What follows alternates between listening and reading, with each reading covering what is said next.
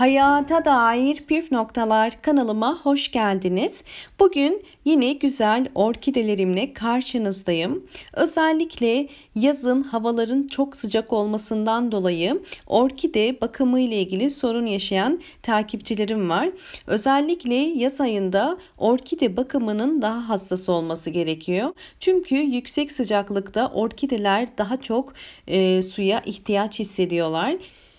Yazın orkidelerde gerekli suyu, nemi ve güneşi ayarlayamadığımız zaman orkidelerde bir takım kök çekilmesi ya da çiçek solmasına sebep olabiliyor. Bugün sizlere özellikle orkidelerin yaz bakımında gübrenin nasıl verilmesi gerektiğinden, sulamanın nasıl olması gerektiğinden, ışık ve güneş ayarını sizlere özellikle detaylı bir şekilde bahsetmek istedim. Orkidelerimizi yaz ayında mutlaka bol ışık alan bir yere koymamız gerekiyor. Fakat dikkat etmemiz gereken özellikle Ağustos sıcaklığı çok yakıcı olduğu için direkt güneşe koymamak gerekiyor. İlkbahar ya da kışın sabah güneşi ya da ikindi güneşi alan bir yere koymanızda bir sakınca yoktur. Fakat Ağustos ayında direkt güneşe koyarsanız eğer orkidenizin yapraklarında yanmalar olduğunu ve köklerinde çekilmeler olduğunu fark edeceksinizdir. Sıcak aylarda bol ışık ama direkt güneş ışığını almaması gerekiyor. İkinci önemli nokta ise sulama noktasıdır. Orkideler özellikle yazın daha sık aralıklarla sulanmalıdır. Fakat bu sulamayı kesinlikle köklere bakarak yapmalıyız. Kökler beyaza dönünce hemen sulamalıyız. Çok fazla bekletirseniz köklerde kuruma ve çekilme olur. Ve yeşil iken de çok fazla su verirseniz bu da kök çürümesine sebep olur. Orkidelerde nemi sağlamak için ikinci bir alt saksı kullanarak yalnız şeffaf olma koşulu ile altına biraz su koyup sürekli nemli kalmasına da yardımcı olabiliriz. Size bu orkidelerin bakın göstermek istiyorum. Şu anda hepsi gayet güzel bir gelişim içerisinde. Bol bol yeni yapraklar ve bol bol çiçek açmaya başladılar. Bu görmüş olduğunuz orkidelerimin hepsi aylardır çiçekli ve çoğunluğu da birkaç kere çiçek açtılar. Ve bakın yaprakları da gayet canlı. Şimdi orkidelerinizi yazın serinletecek doğal bir buzlu gübre karışımı hazırlayacağız. Sıvı bitki besinimiz için 1 su bardağı pirinci bir tabağın içerisine koyup üzerine bolca su koydum. Özellikle pirinç suyunda bol vitaminler olduğu için çiçeklerin gelişimine çok destek sağlıyor ve orkidelerde çok daha hızlı dal ve çiçek açmasına yardımcı oluyor. Bir su bardağı pirinci bakın üzerine suyu koyup ben yarım saat beklettim. Mutlaka bekletmeniz gerekiyor. Eğer bekletmeden yaparsanız gerekli vitaminleri suya geçmemiş olacaktır. Bu şekilde en az yarım saat beklettikten sonra pirinçlerimizi süzüyoruz ve geriye kalan suyu değerlendireceğiz. Çünkü bu su orkideler için çok önemli.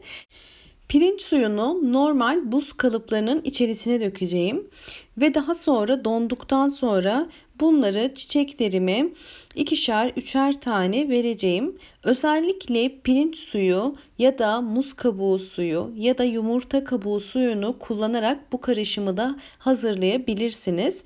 Bu tarz sıvı bitki besinleri orkidelerin gelişimini destekleyen çok önemli doğal sıvı gübrelerdir. Sizler de evde bu şekilde yazın özellikle aşırı sıcaklarda orkidenizi serinletmek için bu şekilde küçük buz kalıplarına koyup buz haline orkidelerin üst toprağına koyabilirsiniz.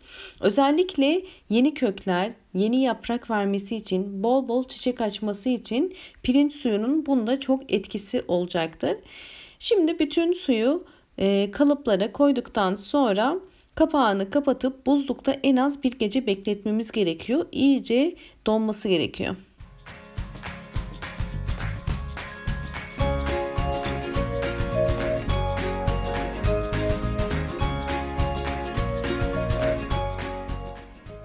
Daha önceden hazırlamış olduğum buz kalıbını size hemen gösteriyorum.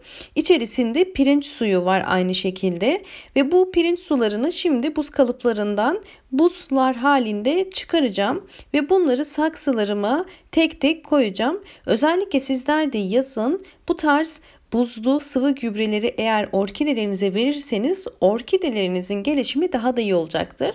Fakat şunu da belirtmek istiyorum. Bakın şu şekilde buz kalıpları halinde bunları kesinlikle kışın kullanmıyorum. Şu anda havalar çok sıcak olduğu için bu şekilde kullanıyorum. Yazın uyguluyorum bu yöntemi.